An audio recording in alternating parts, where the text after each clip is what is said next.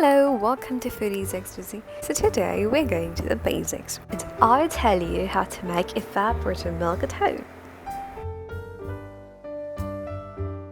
So first, heat a heavy bottom non-stick pan. Now pour the main and only one ingredient, the milk.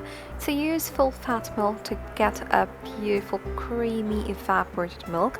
Now at medium heat, bring the milk to simmer.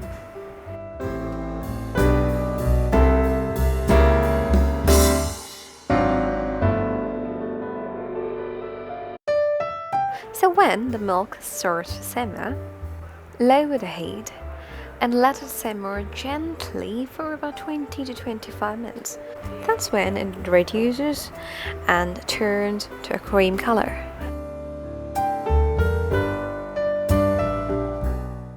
Do not forget to stir occasionally so that it won't scorch on the bottom of the pan. So once done, sift the milk so that there won't be any skin left. Let it cool down completely. You can store this for about 5 to 6 days in the refrigerator.